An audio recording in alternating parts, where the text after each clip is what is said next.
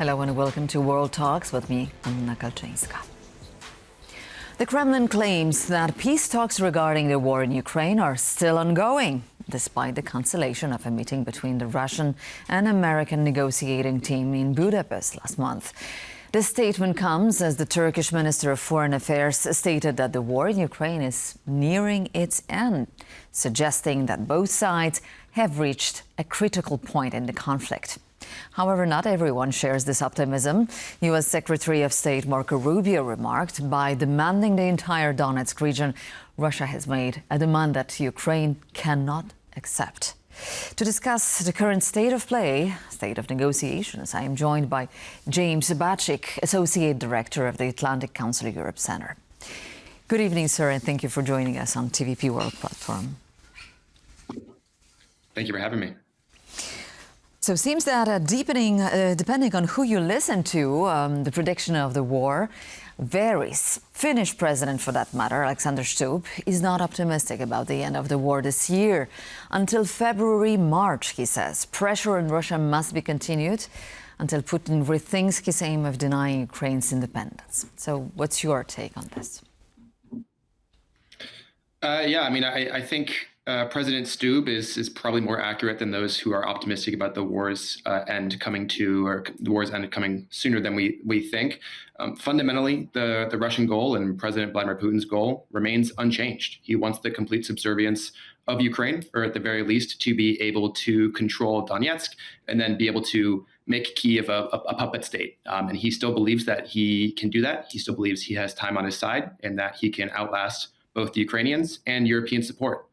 So I believe that President Stubb's call for a doubling down on the support for Ukraine is the right one and the right message right now. All right. So Marco Rubio hasn't spoken with the Russian counterpart, Sergei Lavrov, for a month. That's what he claims. Yet the Kremlin says that the contact is being maintained. So is it just Russian propaganda, or the talks are being sustained? It's uncertain at this point. I would not take for granted at face value what the Kremlin says, and particularly about this issue. Secretary of State Rubio has maintained that talks are not ongoing, and I believe that from last time we've seen from the pretty negative call that happened in November between Sergei Lavrov and the Secretary of State show that there is significant daylight between the Russian and the U.S. position when it comes to Ukraine. In particular, the Russian position keeps its maximalist state. That is the rejection of Ukrainian sovereignty, the demands for addressing the root sources of the conflict, as the Russians typically say. That involves territorial concessions, pledges not to join NATO, etc. So until such time as the Russian position changes, I wouldn't believe that there's much to talk about right now. Exactly. Ukraine, as we know, is constantly being shelled by Russia, especially civilian and critical infrastructure is being targeted. So is Russia interested in a political settlement at all, at least at this point? Well, if you listen to President Donald Trump, he doesn't seem to believe so. That was the reason that he did not end up going to Budapest. It was the reason that the Treasury Department issued the sanctions on Russian energy firms. And it's the reason, as President Trump has said, that the Russians don't want to stop fighting right now.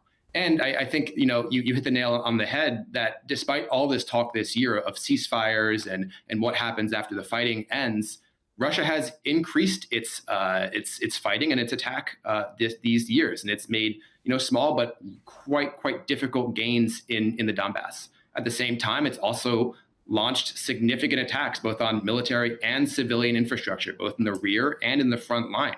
We saw Russian forces launch somewhere near 2,000 drone strikes against Ukrainian critical infrastructure between October and November. And so I would say that the Russians seem to present that they continue to fight, and I think peace is not the first priority right now.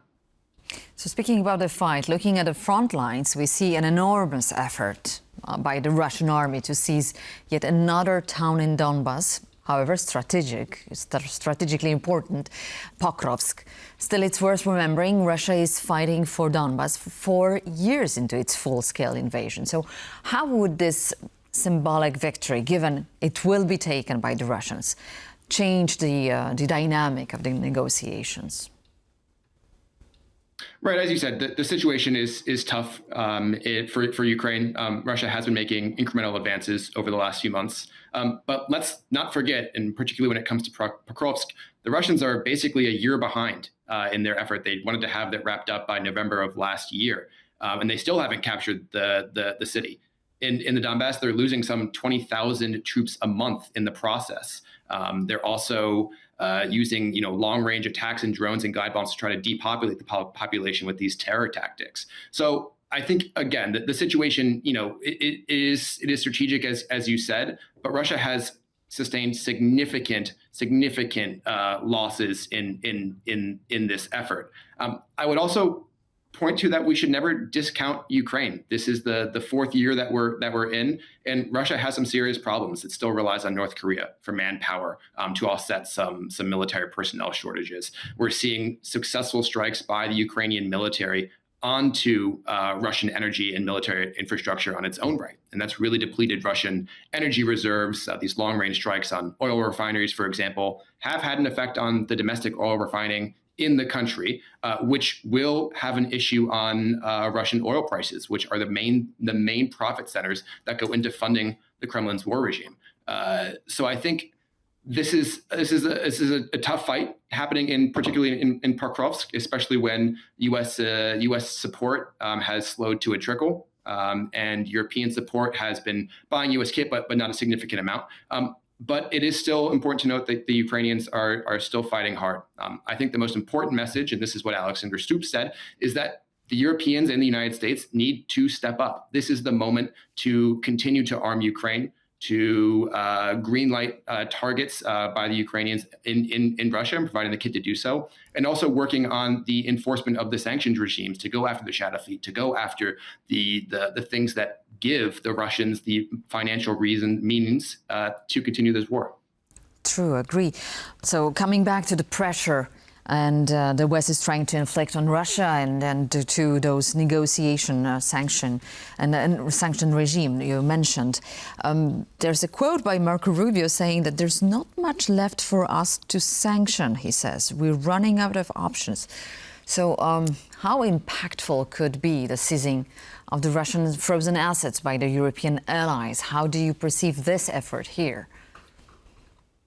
Well, I think that could be particularly impactful to seize these assets. We're looking at some 200 billion euros, excuse me, and many of which sitting in Europe. That is just sitting there. In my opinion, is ripe for the taking. We've seen some efforts to use the interest on those assets to fund Ukraine, but there now is increasing appetite and support to get more creative with those funds, and particularly to make sure and to leverage those funds for Ukraine's advantage. I mean, I think when we talk about the aid to Ukraine, we're talking in the hundreds of billions that the Europeans have provided, for example, or 111 billion, I believe, is the European figure right now.